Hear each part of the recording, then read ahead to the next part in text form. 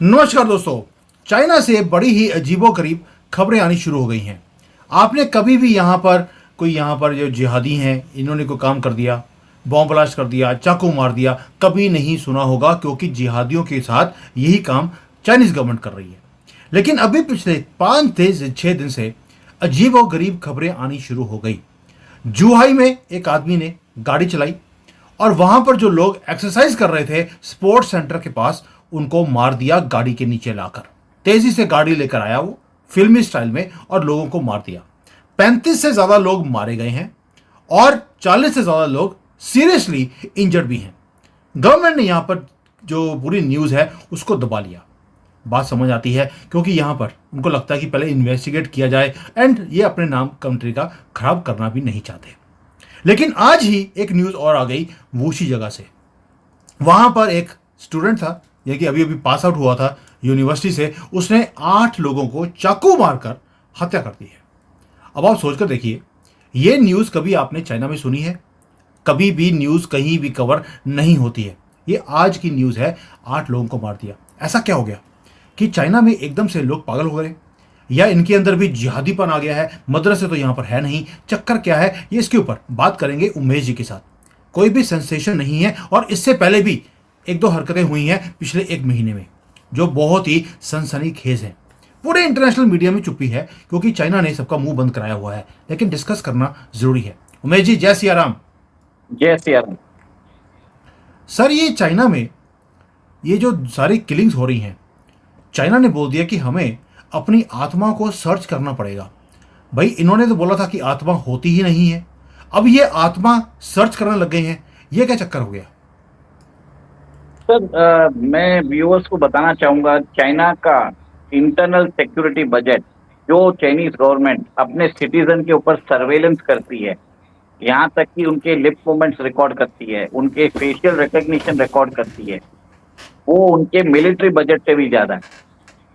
इतना intense surveillance है, उनका मैकेनिज्म है, जिसको गूगल, फेसबुक, माइक्रोसॉफ्ट ने बना के दिया है उनको। एक तरह से बोलिए सुपर सर्वेलेंस स्टेट है। और आपको ये भी मालूम है कि चाइना में अभी आप अगर वो कुछ स्पॉट करते हैं, अबनॉर्मल बिहेवियर या रेज देखते हैं, तो इमीडिएटली पुलिस आके आपको पकड़ लेती है। वो आपके सोशल क्रेडिट पॉइंट्स कम कर देती है, आपके बैंक अकाउंट्स फ्रीज कर देती है, आपको अलाउ नहीं करती कि आप मेट्रो या फ्लाइट में ट्रेवल कर सको। इस तरह के रेस्ट्रिक्शंस होते हैं। और आपने ये बताया है कि जैसे लास्ट वीक 35 लोगों को मार दिया गया था और आज 8 लोगों को मार दिया गया था, तो इसका मतलब ये है कि चाइना में एक तरह से रिजेंटमेंट बढ़ रहा है, एंग्जाइटी है, डिप्रेशन है लोगों के बीच में। देखिए, चाइना का आज पर कैपिटा इनकम अराउंड $12,000 है। वो एक तरह से अब जाके वहां पे एक मिडिल इनकम ट्रैप में फंस चुका है चाइना। वो बाहर नहीं आ पा रहा है। और ऊपर से वहां पे अभी आपने अगर देखा होगा, तो जिस हिसाब से बैंक के फेलियर हुए थे लास्ट ईयर, फिर बाद में आपने ये भी देखा होगा कि रियलिटी फर्म वो लोग भी अपने खात खड़े कर रहे हैं। और चाइनीज गवर्नमेंट के रेस्ट्रिक्शन इतने ज्यादा हो चुके हैं कि आप सोच नहीं सकते। और जैसे बैंकिंग और हाउसिंग सेक्टर में कोलैप्स हो रहा है, तो चाइना में एक तरह से वो बोल रहे हैं कि एक बबल जो बन रहा था वो अभी फूटने के कगार पे है। पर उससे पहले लोगों का पेंट अप एंगर बढ़ गया है। लोगों को समझ में नहीं आ रहा है कि रिलीज मैकेनिज्म क्या है। यहाँ पे इंडिया में अगर कुछ समझ में नहीं आता है, तो आप रोड पे जाके मोदी जी को भी गाली दे सकते हो। मतलब आप चाहो तो कुछ भी कर सकते हो, तंबू भी गाड़ सकते हो, जिसकी लाठी उसकी भैंस। आप सिंगूर पे 10 महीने तक बैठ जाओ, आप शाहीन बाग में बैठ जाओ, जिधर मर्जी चाहे बैठ जाओ। इतनी फ्रीडम है इंडिया में। चाइना में आप you can not even show your rage. आप उधर अगर आपने चिल्ला के बात किया, तो आपको आपके सोशल क्रेडिट पॉइंट्स कम कर देंगे। तो एक तरह से ये क्या हो रहा है कि एक प्रेशर कुकर में जैसे चाइनीज अभी रह रहे हैं, और सडनली उनके अंदर एक एक्सेंट्रिक बिहेवियर आ रहा है कि क्या करें। वो एक तरह से रिलीज मैकेनिज्म करना चाहते हैं। तो मेरे हिसाब से ये सब चीज इकोनॉमिक टर्मोइल का सूचक है कि चाइना में इकोनॉमिक टर्मोइल आएगा। और उससे पहले लोगों के अंदर एक डिस्कंटेंट, एंग्जाइटी, डिप्रेशन वो आगे बढ़ रहा है। सर देखिए, हम हमेशा बोलते हैं कि जब आप दिक्कत में होते हैं तब भगवान का सहारा होता है। हम मंदिर में जाते हैं, रोते हैं, पीटते हैं, अपना रिलीज कर देते हैं गुस्से को भी और अपनी चिंता को भी, और ये विश्वास के साथ वापस आते हैं कि भाई भगवान संभाल लेगा। यहाँ तो भगवान को वीज़ा नहीं मिलता, भगवान आता भी नहीं है। वो दो डर है, एक तो वीज़ा नहीं है भगवान के पास, दूसरा ये भी है कि अगर किसी ने भगवान को यहाँ देख लिया तो कॉपी बेच कर कर उसे सड़कों में बेचना शुरू कर देंगे। तो इसलिए भगवान डर के मारे भी यहाँ पर आता नहीं है। अल्लाह की मर्जी यहाँ चलती नहीं है, आपने देख लिया। लेकिन ये सारा कुछ जो हो रहा है वहाँ पर, इकोनॉमिक डाउनटर्न, आई अंडरस्टैंड, लेकिन सर इकोनॉमिक डाउनटर्न तो पिछले 5 साल से हो रहा है। अभी एकदम से लोगों की जान लेनी शुरू कर दी, वो भी कब? जब जुहाई के अंदर एयर शो था, पूरे दुनिया का मीडिया आया हुआ था, उसी दौरान में जाकर उसने जाकर ये लोगों को मारा है। अभी जो ये लड़के ने वहाँ पे कत्ल किया है, यूनिवर्सिटी के स्टूडेंट्स 18-19 साल के बच्चे थे जिनका कत्ल कर दिया, सिर्फ इसलिए कि उस यूनिवर्सिटी ने उसको सर्टिफिकेट इशू नहीं किया, जो उसका ग्रेजुएशन का सर्टिफिकेट होता है वो इशू नहीं किया। उसके गुस्से में, क्योंकि उसके सर्टिफिकेट के बिना उसे जॉब नहीं मिल सकती, और जो इंटर्नशिप कर रहा था उसमें स्टाइपेंड मिलना था वो भी बंद कर दिया गया क्योंकि उसके पास सर्टिफिकेट नहीं था। गुस्से में आकर उसने फ्यूचर के जो बच्चे थे ग्रेजुएशन वाले, उनको मार दिया। और जो दूसरा आदमी था जिसने 35 लोगों की जान ली है, वो 62 ईयर्स का आदमी था सर, उसने भी यही काम किया कि लोगों को मार दिया क्योंकि इकोनॉमिक डिफिकल्टी थी। इसका अब आगे जाकर क्या होगा? क्या ये बढ़ता जाएगा? देखिए सर, चाइना की मैंने आपको बोला था पर कैपिटा इनकम 12,000 यूएसडी है, भारत की अराउंड 2,500 कुछ है।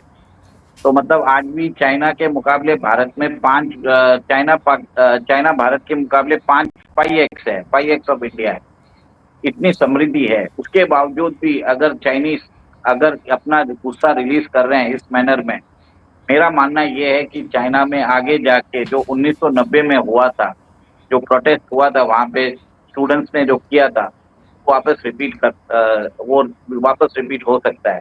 हम उस नाम को ले नहीं सकते क्योंकि अगर हमने वो नाम लिया तो चाइना में बैंड है, वो नाम ऑन स्क्रीन चैनल पे हम नहीं ले सकते। तो एक तरह से प्रोटेस्ट 1990 जैसा हो सकता है वापस।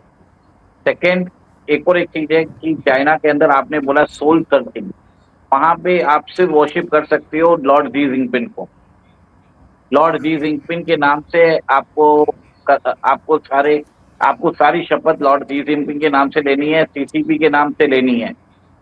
वहां पे कॉन्सेप्ट ही नहीं है कि आप अपनी अंतरात्मा से बात कर सको, क्योंकि चाइनीज तो एक तरह से मर चुके हैं। तो पहले उनको माओ ने मारा, फिर थोड़े दिन तक वो लोग ठीक ठाक थे, पर जी जिनपिंग आने के बाद वो माओ का बाप है। उसको अपने आप को चाइना में सबसे बड़ा लीडर उसको बताना है, तो उसने वहां पे माओ नामा चालू कर दिया। सब लोगों को माओ नामा जिनपिंग नामा पढ़ने के लिए बोल दिया है। सर ये इसके अंदर कोई वैल्यू सिस्टम तो है नहीं, लोगों के अंदर कुछ रिकॉर्ड नहीं है, कॉन्शियंस नहीं है, तो करेंगे क्या? पेंटअप एंगर है, कहीं ना कहीं आके एक्सप्लोड होगा।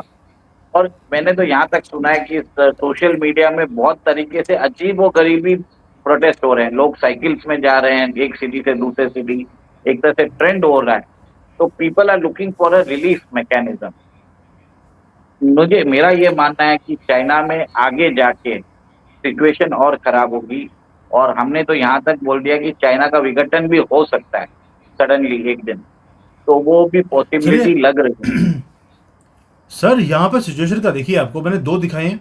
अभी एक और चीज़ है, जैपनीज एक वहाँ पर जो रह रहा था, शेंजन। शेंजन एक बहुत ही मॉडर्न सिटी है, न्यूयॉर्क वॉशिंगटन को भी उन्होंने पीछे छोड़ दिया। शेंजन इतना ज़्यादा डेवलप्ड है। वहाँ पर भी एक टोक्यो के एक फैमिली थी, बच्चे को मार दिया गया, 10 साल का बच्चा था, चाकू मार दिया उसको। कोई कसूर नहीं उस बच्चे का, उस फैमिली का। अपने गुस्से को उन्होंने फॉरेनर्स के ऊपर भी हटाना शुरू कर दिया। और यहां तक कि आज की जो न्यूज़ है, चाइना को एक लॉ पास करना पड़ा है कि जितने भी किंडर गार्डन्स हैं उसके बाहर नई सिक्योरिटी रिक्वायरमेंट्स करनी पड़ेगी। क्यों? उसका रीज़न है कि यहां पर बच्चे पैदा हो नहीं रहे, किसी का इंटरेस्ट नहीं है, दूसरों के बच्चों को अगवा करके ले जाते हैं, बच्चों की सिक्योरिटी भी नहीं रही है और उनसे फिर फिरौती मांगते हैं। ये काम तो सर जिहादियों का था, जो 30 करोड़ कॉकरोच हमारे कंट्री में है, ये काम तो वो करते थे। चाइनीज ने कब से ये काम करना शुरू कर दिया, मेरे लिए अनहर्ड है। और जैसे आपने बोला कि यहाँ पर सर्वेलेंस सिस्टम बहुत तगड़ा है, सर सर्वेलेंस सिस्टम का यहाँ पर ये सिस्टम है कि अगर किसी ने सोच लिया कि वो किसी का कत्ल करने जा रहा है, वो आर्टिफिशियल इंटेलिजेंस उसके जो ऑरा है उसी को देखकर उसको पकड़ लेते हैं कि गलत काम करने जा रहा है। इतना तकड़ा सिस्टम है इनका। They anticipate the crime before it happens. इतने बड़े बड़े काम यहाँ पे हो रहे हैं और वो पकड़े नहीं जा रहे, ये क्या चक्कर है sir? How can two opposite things happen at the same time? Sir, आपने एक बहुत ही टचिंग इशू लिया है, तो total fertility rate of China. आपने जिस हिसाब से बता रहा है कि कोई इंटरेस्ट नहीं है किसी को बच्चे पैदा करने के लिए, जबकि चाइनीज गवर्नमेंट ने तो लॉ भी अमेंड कर दिया है कि अभी आप 3-3 बच्चे रख सकते हो, एक बच्चे के अलावा 3 बच्चे। पर महंगाई इतनी बढ़ गई है और लोगों को वो अभी वो है नहीं सर। जब आपके अंदर अ, अगर आपके अंदर वो क्या बोलते हैं, if you have that feeling towards the nation, एक फैमिली की तरफ से ट्रस्ट और वैल्यू सिस्टम रहता है, तो आप फैमिली को आगे बढ़ाने की कोशिश करो। अभी सब लोग इंडिविजुअलिस्टिक हो चुके हैं चाइना में। तो चाइना में अभी इंडिविजुअलिस्टिक हो चुके हैं, जिसके कारण वहां पे सोशल फैब्रिक में बहुत बड़ा माइंडसेट चेंज आया है। इसके कारण लोग अभी they are not going for children and they are becoming individualistic. वो एक ही चीज है उनको अंदर, यहाँ पे एक कॉन्सेप्ट है double income no kids, DINK वाला काम है, तो काम से वो लोग चल रहे हैं। बिल्कुल ठीक कह रहे हो आप कि ये सारा काम हो रहा है, बट अभी जो चाइना की इकोनॉमी है उसका हाल मैं बहुत बार आपके साथ डिस्कस कर लिया सर। मैंने ये भी आपको बता दिया था, अगर आपको याद होगा, 2-3 4 महीने पहले, कि चाइना अभी एक सुनामी लेकर आने वाला है, फाइनेंशियल सुनामी पूरे दुनिया में, अपने कंट्री को बचाने के लिए। ऊपर से ट्रंप आ गया है। अभी तो ट्रंप आया है, बना नहीं है प्रेसिडेंट, उससे पहले ही लोगों की हवा निकल गई है। ऊपर से चाइना ने अभी अपने डिवैल्यूएशन करने का प्लान बना लिया है। मैंने आपको बता दिया था कि आज बल्कि जो 2024 के एंड तक चाइना अपने करेंसी को डिवैल्यू करेगा। डिवैल्यूएशन ऑलरेडी करनी भी शुरू कर दी है। जो 7.05 था वो 7.25 ऑलरेडी डॉलर के हिसाब से हो चुका है, और भी डिवैल्यू ये अपने आप को करने वाले हैं। सर, आपको लगता है कि ये जो सुनामी आने वाली है ट्रंप की चाइना की तरफ, ये उसके नतीजे में ये लोग एक दूसरे को कत्ल करने शुरू कर दिए और गवर्नमेंट को भी समझ नहीं आ रहा कि करना क्या है? Sir, this is a way of protest. Sir, China का न्यू ईयर चालू होगा फरवरी में, last week of January and first week of February. Trump शपथ लेने वाले हैं जनवरी 20 को। तो आप सोचिए इस बार चाइनीज अपना न्यू ईयर किस माइंडसेट में बनाएंगे। उन्हें अपने फ्यूचर ब्लीक लग रहा है। रिपोर्ट्स ऐसे आ रही है कि यूनाइटेड स्टेट्स चाइनीज एक्सपोर्ट्स जो अमेरिका को होते हैं उस पर 60% टैरिफ लगाने वाला है। और उसके कारण यहाँ आपने जैसे बोला है, यॉन अभी डिप्रिसिएट हो सकता है, 15% तक हो सकता है मेरा मानना है। और तो उसके बाद जिसके कारण उधर आगे काम मिलेगा नहीं रहेगा वो भी डाउट हो रहा है। लोगों के सामने एक ब्लिक फ्यूचर है। और जैसे आपने बताया था कि कैंटन फेयर में इस बार अमेरिकन और यूरोपियंस बहुत कम आए थे, तो और एक तरह से यूएस ने वहां पे देखा जाए तो अभी फ्रेंड शोरिंग और ऑन शोरिंग चालू कर दिया। फ्रेंड शोरिंग उसको बोलते हैं कि they have started to explore alternative supply chain, जो उन्होंने ऑलरेडी वियतनाम, इंडोनेशिया, इंडिया और मेक्सिको में चालू कर दिया। और आज की डेट में यूएसए का सबसे बड़ा ट्रेडिंग पार्टनर चाइना नहीं है, मेक्सिको है। और आप ट्रंप साहब आने के बाद वो बोलेंगे क्यों आप फ्रेंड शोरिंग कर रहे हो, आप ऑन शोरिंग करो, आप जो भी इंडस्ट्री है अमेरिका में लगाओ। भारत की देख लीजिए, अदानी साहब ने कमिट कर दिया है कि हम $10 बिलियन का इन्वेस्टमेंट करेंगे और थाउजेंड्स ऑफ जॉब्स बनाएंगे। तो एक तरह से चाइना के जो बाहर का इन्वेस्टमेंट है वो वापस यूनाइटेड स्टेट्स में जाएगा और यूनाइटेड स्टेट्स के अंदर इंडस्ट्रीज लगेंगी। अभी उन्होंने चिप्स एक्ट भी पास किया है, तो टीएसएमसी जो है ताइवान की, वो भी अमेरिका में अपने प्लांट लगा रही है, फैब्रिकेशन प्लांट लगा रही है। तो अमेरिका के अंदर एक तरह से मुहिम चालू हो गई है कि वहां की इंडस्ट्रीज लगाई जा रही। आपने जैसे बताया था कि मैंने ये भी पहले बोल दिया था कि जो ईवी सेक्टर है, ईवी सेक्टर को कंट्रोल किया जाएगा। अभी अमेरिका ने 100% रेस्ट्रिक्शंस लगाया है ईवी पे। अब जाके चाइनीज इंपोर्ट्स अमेरिका में कॉस्टली हो चुके हैं। अगर आप चाइनीज कंपनी मेक्सिको में भी प्लांट लगा के फिर अमेरिका में एक्सपोर्ट करेगी, उसके ऊपर भी उन्होंने टैरिफ लगा दिए, वो भी अलाउ नहीं कर रहे। और भारत के अंदर कुछ इकोनॉमिक एक्सपर्ट्स बोल रहे हैं कि हमें चाइनीज के इन्वेस्टमेंट अलाउ करना चाहिए। वो चाहते हैं कि चाइना वाले यहाँ पे प्लांट लगाएं और भारत से वो एक्सपोर्ट करें, जिसको इंडियन गवर्नमेंट ने सीधा मना कर दिया। तो सर एक तरह से trade war, tariff war, currency war सब चालू हो चुका है। और स्टेटेडली, और चाइनीज अभी समझ में नहीं आ रहा है कि करे क्या वो। यूरोप ने भी आपने देखा है कि 45% उन्होंने टैरिफ लगा दिया है। सेकेंड, मैंने थोड़े दिन पहले आपको बताया था कि एक 2026 से कार्बन बॉर्डर मैनेजमेंट सिस्टम्स आने वाला है। आपके कार्बन एमिशन जो आप करते हो प्रोडक्शन प्रोसेस पे, उसकी डिटेल्स देनी पड़ेगी। अगर आपने समझिए, अगर यूरोप अगर वो मटेरियल, कोई मटेरियल समझ लीजिए $70 में बनाता है, और चाइना एनवायरमेंट नॉर्म्स फ्लोट करके वही चीज अगर $30 में बनाता है, तो उसको एक्स्ट्रा $40 कार्बन टैक्स देना पड़ेगा, उसको कार्बन क्रेडिट्स बाई करने पड़ेंगे। तो एक तरह से यूरोप भी एक तरह से टैरिफ मेजर्स लगा रहा है, और वो लगा रहा है 4-5 इंडस्ट्रीज पे, स्टील है, एल्यूमिनियम है, सीमेंट है, फर्टिलाइजर है, इलेक्ट्रिसिटी पे, और इसका स्कोप आगे वो भी बढ़ाएगा।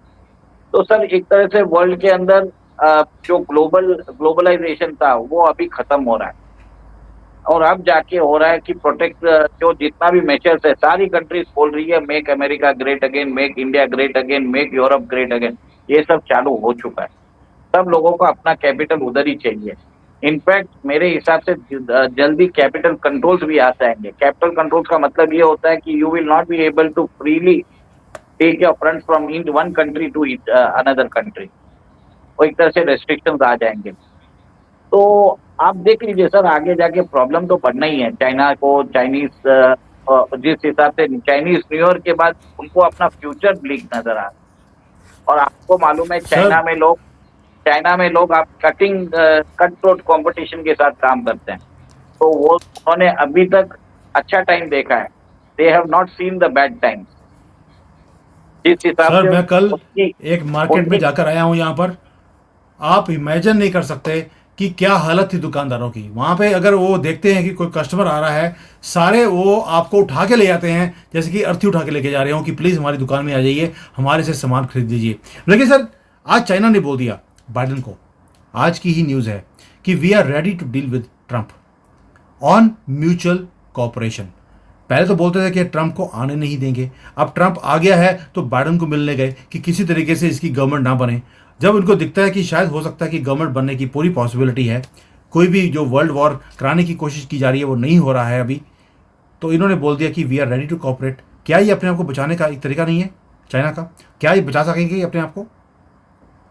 देखिए, मैंने आपको आपके शो पे पहले ही बोला था, अमेरिका में जब भी डेमोक्रेट्स आते हैं वो कॉर्पोरेट ओलिगार्क के लिए काम करते हैं, और रिपब्लिकन जनरली रहते हैं जो अमेरिकन नेटिव्स के लिए काम करते हैं। मतलब जो अमेरिकन वाइट्स, और जो स्टार्टिंग से रहेंगे, वो रेड इंडियंस नहीं बोल रहा हूँ, उनके बाद जो आए अमेरिकन वाइट्स के लिए काम करते हैं।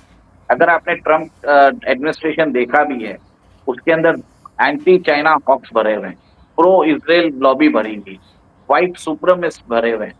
उनके जो डिफेंस सेक्रेटरी है पीट हेग्सेट, वो ऐसे आदमी है कि उनको बाइडन ने हटा दिया था। He was the national security guard. उन्होंने जो जेरूसलम क्रॉस का टैटू लगा के रख दिया था, उस कारण उनको हटा दिया। ट्रंप ने उसी आदमी को अपना डिफेंस सेक्रेटरी बनाया। Defence secretary is equal to the defence minister of India. Sir defence minister, जो यूएस का डिफेंस बजट है, इट इज अराउंड $900 बिलियन, मतलब 1/4 ऑफ इंडिया जीडीपी। इतना तो बड़ा उनका डिफेंस बजट है। तो मैं यहाँ पे यही बताना चाह रहा हूँ कि चाइना डरा हुआ है। पहले क्या होता था, चाइना यूएस में जो डेमोक्रेट्स थे, वो चाइना के ऊपर कभी भी हार्श मेजर्स नहीं लेते थे। वो चाइना को अपना कॉम्पिटिटर मानते थे। रिपब्लिकन उनको स्ट्रेटेजिक एडवर्सरी मानते हैं। तो ये क्लासिफिकेशन चेंज हो गए। जितने भी ट्रम्प के अंदर एडमिनिस्ट्रेशन में आए हैं, जैसे आपने देख लिया माइक वॉल्ट्स हो, मार्को रूबियो हो, everybody has stated that China is the number one enemy. ये जो ये जो ट्रम्प का एडमिनिस्ट्रेशन है, ये बुश एरा का एडमिनिस्ट्रेशन का मेरे को याद दिला रहा है, जब डोनाल्ड रम्सफील्ड और डिक चेनी रहते थे, जब उन्होंने इराक वॉर चालू किया। तो एक तरह से अमेरिकन नेशनलिज्म बढ़ा रहे हैं, अमेरिकन पेट्रियटिज्म बना रहे हैं, और ये जो चीज है चाइना को पसंद नहीं रहेगा। जब अमेरिकन अपने नेशंस के साथ कोरिलेट ज्यादा कर पाएंगे, this will be the start of the downfall of China. वहां पे उनको वो अमेरिकन नेशनलिज्म नहीं आने के लिए वो लोग डेमोक्रेट्स को सपोर्ट करते थे। यूएस ओलिगार्क्स को, जो यूएस कॉर्पोरेट कंपनीज है, उनको जेनरस रिबेट दिया जाता था कि आप चाइना में इंडस्ट्री डालो। अभी आप देख लीजिए, थोड़े दिनों में मेरे हिसाब से टेस्ला भी अपनी इंडस्ट्री मेरे हिसाब से शंघाई से बाहर लेके जाएगा। ये भी देख लीजिए हो जाएगा, क्योंकि ऑस्ट्रेलिया के पास लिथियम तो है ही, नेचुरल रिसोर्सेस है ही। वो मेरे हिसाब से ऑस्ट्रेलिया अब लिथियम का एक्सपोर्ट ना करके वहीं पे रिफाइनिंग, वहीं पे रिसाइकलिंग, और उसके बाद इलॉन मस्क को बोलेंगे कि आप अपनी गीगा फैक्ट्री इधर ही डाल दो। सर अगर ये हो गया, बहुत बड़ा चेंज आने वाला है। जैसे एप्पल ने किया है, पूरा उनका प्रोडक्शन बेस, डेवलपमेंट बेस को इंडिया शिफ्ट कर रहे हैं। सैमसंग तो टोटली एग्जिट कर चुका है। इसी हिसाब से अगर टेस्ला चले गया तो चाइना को बहुत बड़ा धक्का पड़ेगा। और ट्रंप ने तो बोल भी दिया है कि वो ऑयल और शेल गैस का प्रोडक्शन बढ़ाने वाला है। सर 9 लाख कुएं, 900,000 कुएं अनएक्सप्लोर्ड है यूएस में, सबको एक्सप्लोर किया जाएगा, तेल का प्रोडक्शन बढ़ाया जाएगा, जिसके कारण crude can come down to $40। आप सोच लीजिए क्या होने वाला है वर्ल्ड में। और चाइना सर का जो मुझे चाइना सुनामी। की सर चाइना की जो इंडस्ट्रीज है, जैसे जो ईवी है, लिथियम है, और उनकी जो सोलर है, जो नई एज इंडस्ट्रीज है, जिसके कारण चाइना ग्रो कर रहा था, वो जरूर इफेक्ट होगी। कम इफेक्ट होगी मतलब एक तरह से टेम्पररी सेटबैक आएगा। एक साल में एक साल में चाइना ने अराउंड 10 मिलियन व्हीकल्स बनाए हैं, ईवी व्हीकल्स। ये सर एक रिकॉर्ड है। Yes I know. यहाँ पर तो ऐसी हालत है कि इनके पास गाड़ी रखने की जगह नहीं है, क्योंकि गाड़ियाँ बना ली लेकिन खरीदार ही नहीं है। तो इसलिए आगे जाकर क्या होगा, अभी तो ट्रंप आया नहीं है, यहाँ पर चाकू चलने शुरू हो गए, गाड़ियों के नीचे लोग आने आकर मरने शुरू हो गए हैं, लोगों से अपनी ईएमआई दी नहीं जा रही। और लॉर्ड शी जिनपिंग हैं कि उन्होंने बोल दिया आत्मा को सर्च करो। पहले बोलते थे आत्मा होती नहीं है, अभी आत्मा कहाँ से आ गई है मुझे भी समझ नहीं आया। लेकिन ब्लैक डेज हैं, डार्क टाइम्स हैं, बादल काले छाए हुए हैं ऊपर, ये कौन सी वर्षा करेंगे ये वक्त बताएगा। बट यहाँ पर चाइना डरा हुआ है, इसमें कोई भी शक नहीं है। लोग भी सर डरे हैं और गवर्नमेंट भी डरी हुई है। सर एक पॉसिबिलिटी है क्या कि शी जिनपिंग चाइना छोड़ के भाग जाएंगे, वेस्ट के अंदर शरण ले सकते हैं?